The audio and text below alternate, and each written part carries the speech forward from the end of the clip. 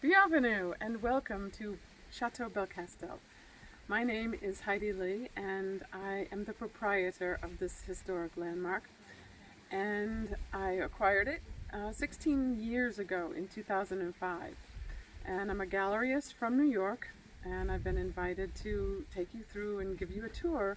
And there's a very interesting relationship between New Orleans and Château de Belcastel.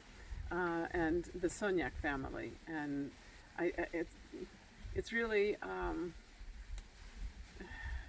it's a fun fact. I'll make it like a fun fact.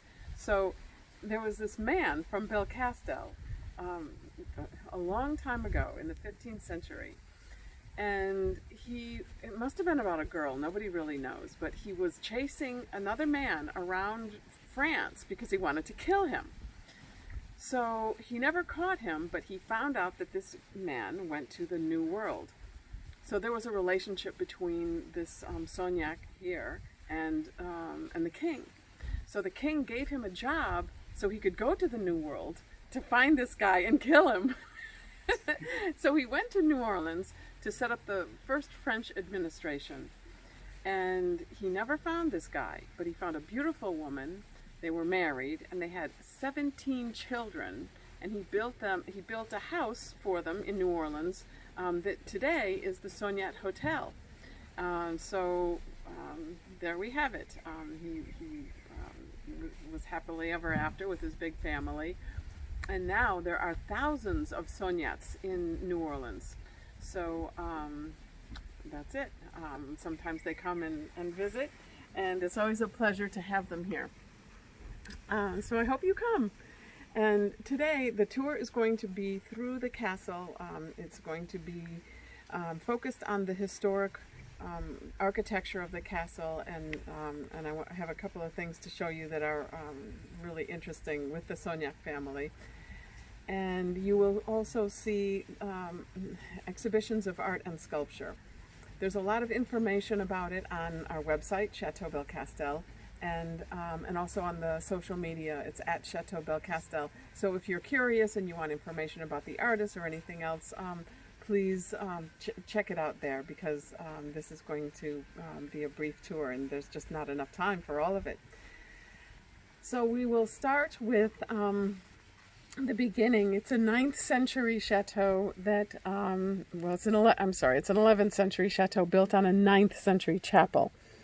And it went through centuries of knights and nobles and even rogues that lived here.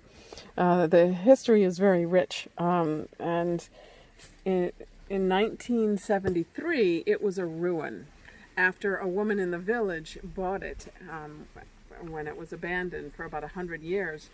And she opened it up like a vertical rock quarry. So people came and they took away the stones from the windows and the doors. And so this is what Fernand Pouillon discovered and decided to make it his home. So for 9 years, there were a dozen rock masons and glaziers who lived here, and they built it with no modern machines, all medieval technique. And so now we have this historic landmark with the changes that Fernand Pouillon made to it. And he's an astonishing architect. He built more than 3 million square meters of public housing during his lifetime. And so this year, one of the exhibitions is about Fernand Pouillon. But like I said, we're going to focus on the castle. So here's one of the 17 freshwater moat systems in France. And usually the water comes pouring out of this fountain, and then it goes out in waterfalls along the back. It's so beautiful, but now it's been dry, so the main fountain is dry. But as soon as we have a rain, it comes spewing out. It's wonderful.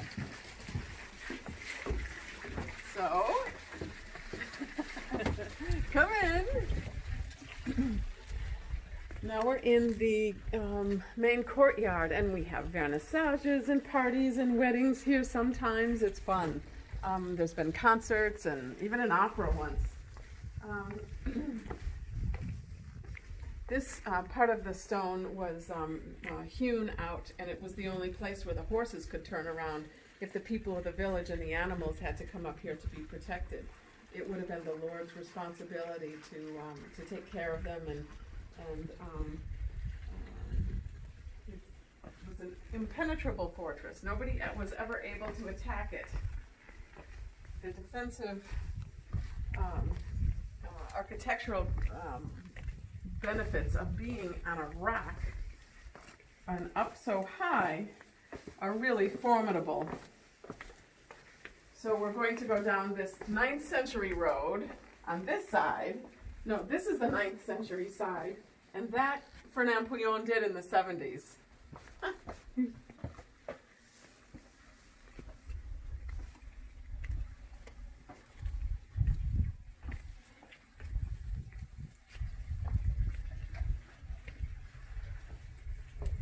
This is a really authentic, original 9th century pre-Romanesque chapel. And here you can see a table of the dead where the lords would have been emptied when they died. Here's a hole for a baptismal font, and a tomb where Château de Belcastel, who was a monk, rests eternally. And here's our fresco of Mary Magdalene. This is the region of the Da Vinci Code around here, and the region where the Cathars were very strong. The Cathars were a big threat to the Catholic Church, and so they were destroyed, and all of their churches became Catholic churches.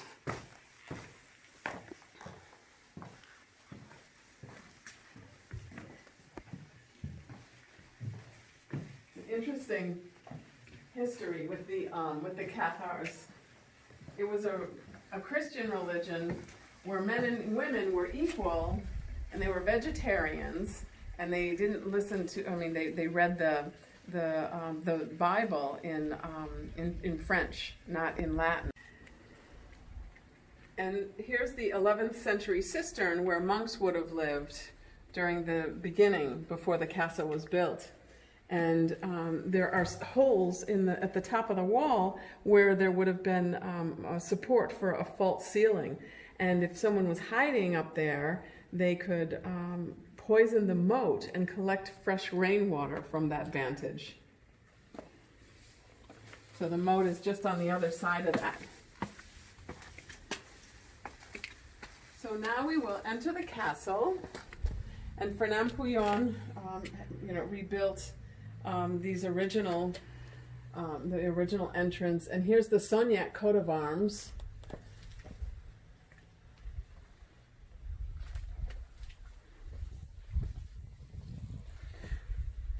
When the Sognacs were here, they spelled the name a little bit differently, and when they moved to New Orleans, they changed it from Sognac to Sognat. So, but it's the same family.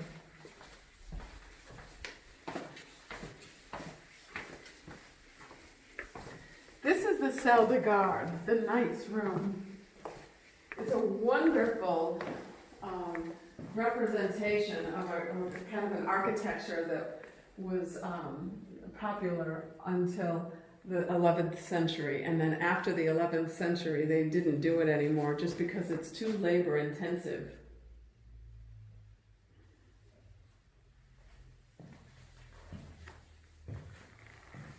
I like this room. See how little they were?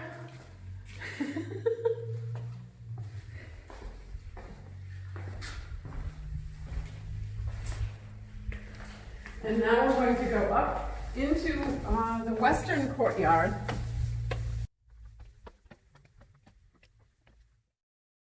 Here's the Toilette Moyen Age.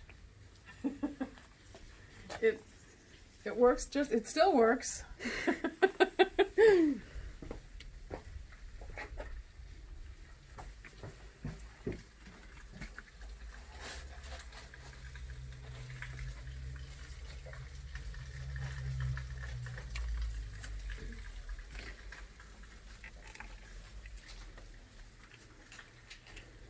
And Fernand left this hole here so that we could see what he had to contend with. Because when they took away the stones from the windows, it really left a wreck. So this is unrestored, and it really manifested the architect's idea of a romantic ruin. And at the same time, he incorporated clever modern amenities. Over here, for example, around the Romanesque arch, he incorporated glass to bring light into this medieval fortress. So Belcastel does not mean beautiful castle. It means warrior fortress. And so it's, because it's medieval, the rooms are more small, and it's very different than a palace. So now we're going to come in and go to the prison.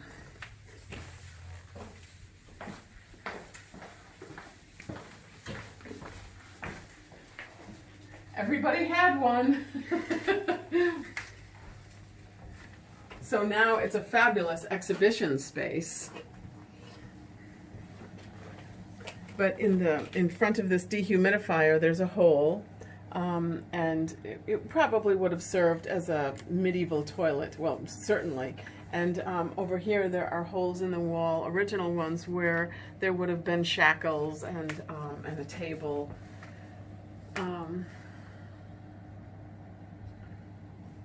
It was just normal in those days.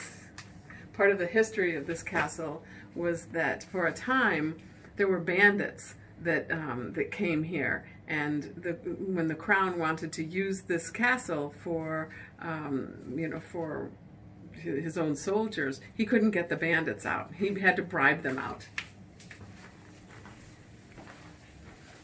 Now we're going to the top of the Great Stair, and we'll go to a small little gallery up there where you will be able to see some of the architectural drawings that Fernand did before he realized this and turned this ruin into a fortress. He also helped to restore the entire village, which was a pile of rocks, and it's now one of France's official most beautiful villages.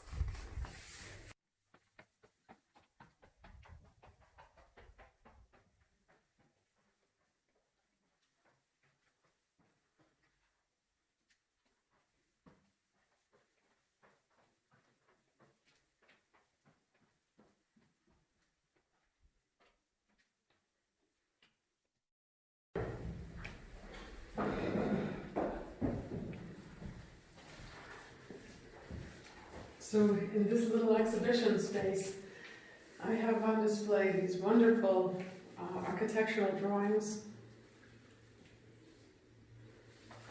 This architect was really a visionary, and the people of the village are really happy that he came here and did this.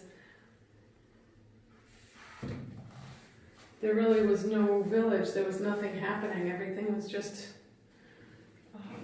abandoned.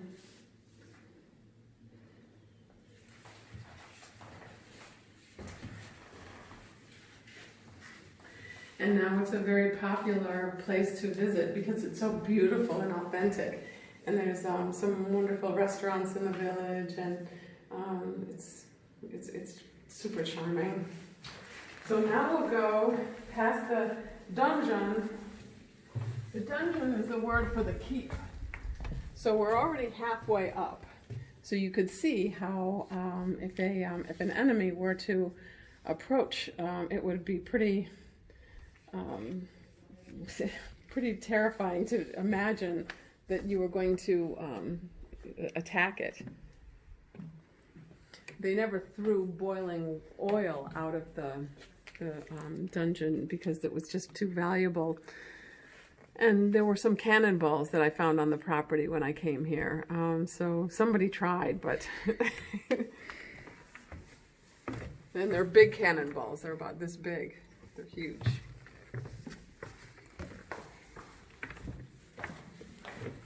And another thing that Fernand Pouillon did was to create these two beautiful windows on the Great Stair where we can see the ancient stones.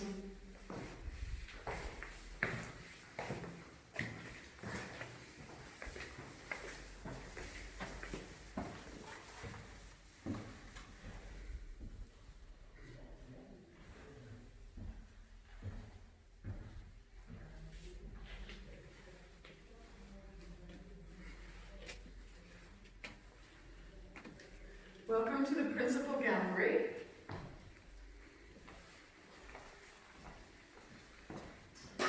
And we'll go and have a beautiful view on the balcony.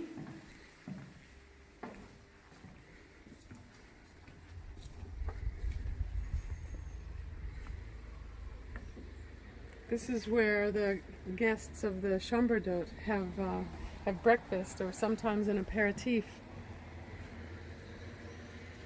It's very quiet. You can hear church bells. That's the little chapel, and behind it, in the plain grass tomb, is where Fernand Pouillon is buried. And this is a historic bridge. Normally, the water is up to where the grass is, so you can see it's a bit dry right now, but it's still so green here in the Aveyron. It's cooler than most parts of France. There's beautiful hills and filled with flowers all summer. I really love it here.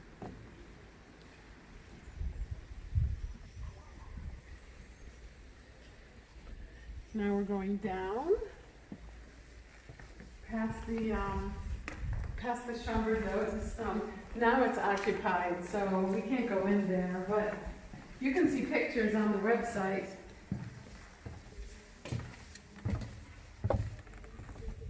And this is a bird tower. Fernand Pouillon created this tower. He rebuilt it only for the birds because there's no access unless you can fly in.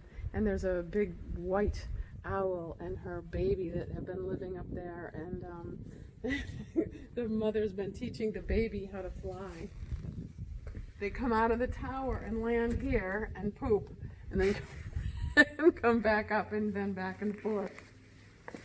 So from here we can see the courtyard where we came in, and there's another garden over there.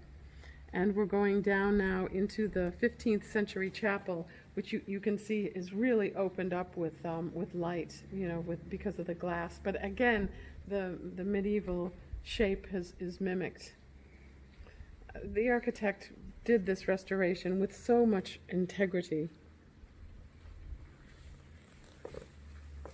So I've really tried to keep this open. There's not a lot of furniture and stuff in the castle. The guide is free for the visitors, and that means they go through the visit with a numerical tour, and they can take their time. It usually takes about an hour.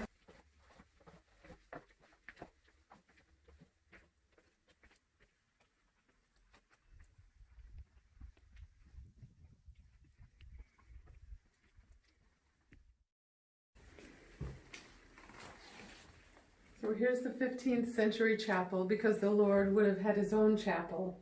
And again, you can see the special little windows just for the bow and arrow, and everything is defensive in a medieval castle. And all of the original windows would have been tiny, small enough so that a child could not fit through.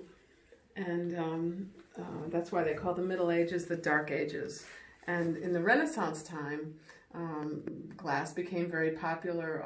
The best glaziers were Italians, and they were given a lot of benefits to come and move to France and build, create windows, because it was prestigious and wonderful, and people were having beautiful windows in their homes.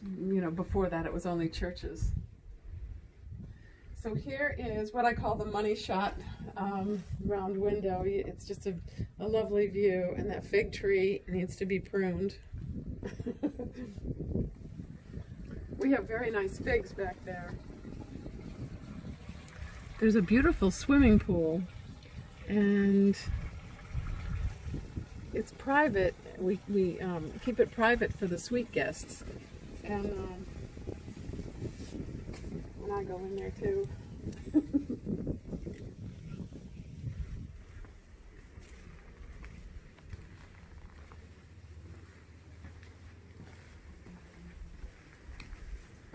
So now we go into the blue room. Oh, let's go in here. Here you can see Fernand Guillaume.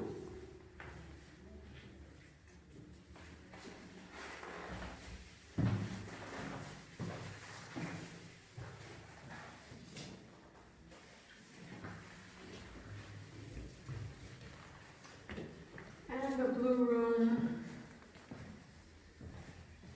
with, again, the pre-Romanesque windows. And a beautiful view with a beautiful sculpture.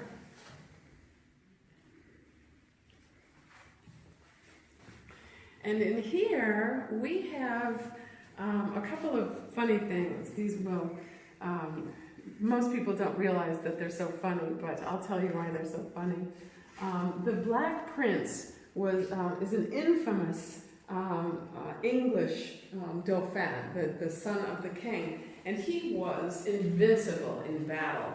And so he was a formidable warrior, and he always wore black. And this helmet actually came from the Warwick Castle collection in England.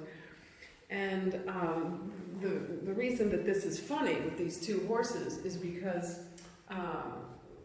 after the Black Prince came and rode into France one day and actually captured the king during lunch, he's been one of the most notorious and infamous knights in French history. They don't like him at all. And so here we have the French Grand Templar Master, who was Guillaume de Saugnac. And so he was a cousin of the Saugnac family, I think. His name is spelled a little bit different, but they probably, most certainly came from the same line. And so this Grand Templar Master was the one who created the world's first banking system, because they were wealthy. They didn't pay taxes, and so they were sort of above the king in a way, and they were religious knights. So they were good people, and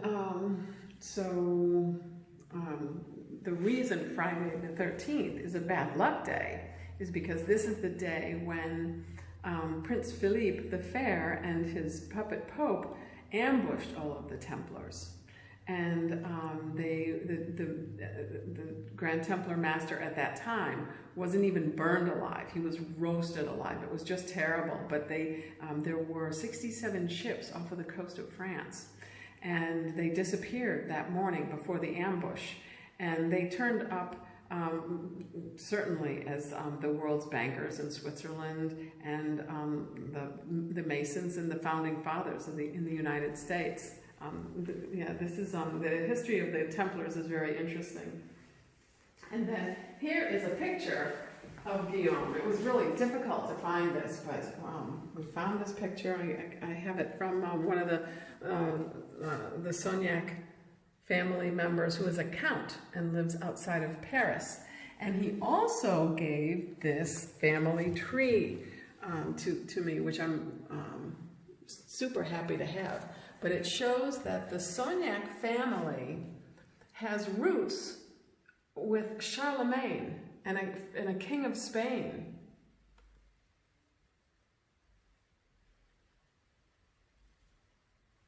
And you can see when it gets farther down, the relationship with the Fawcett family, the de Fawcettes, and some of the de Fawcett family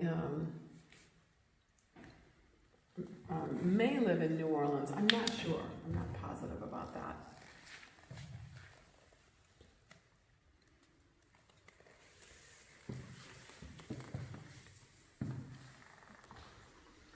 So now we go to the dining room. And this room is open as part of the public tour. But we eat in here a lot.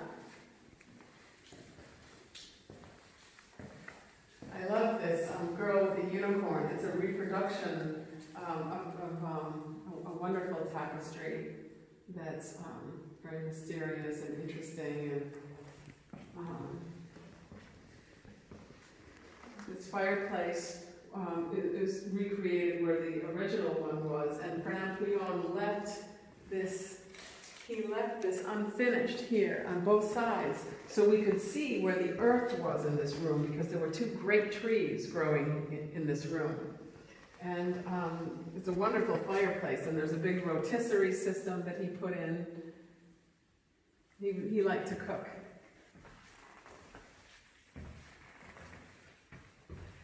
And now we'll go to the upper garden, and you can see a medieval sanctuary.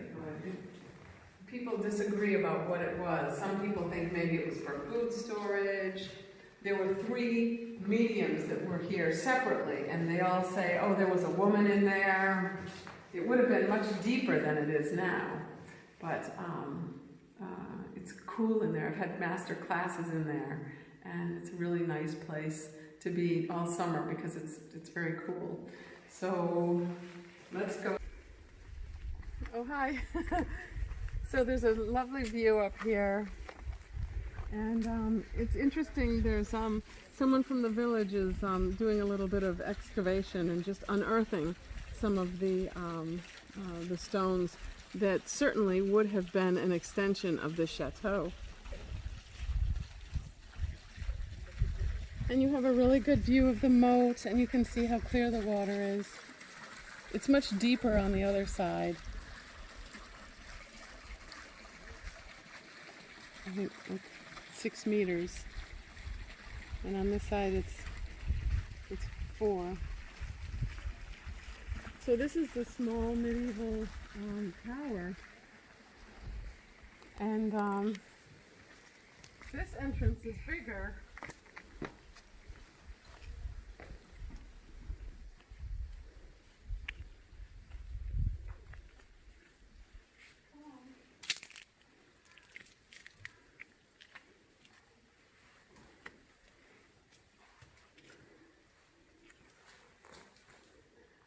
So, I don't know if we will ever know what this was,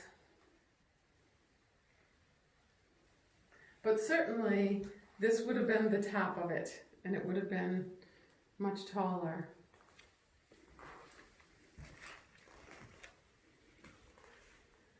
So, I hope you enjoyed this little tour, and if you have other questions, there's a historic guide that's on the website, and you can buy that online, or the Sonia family knows a little bit more about this this castle. And this has been a very brief tour because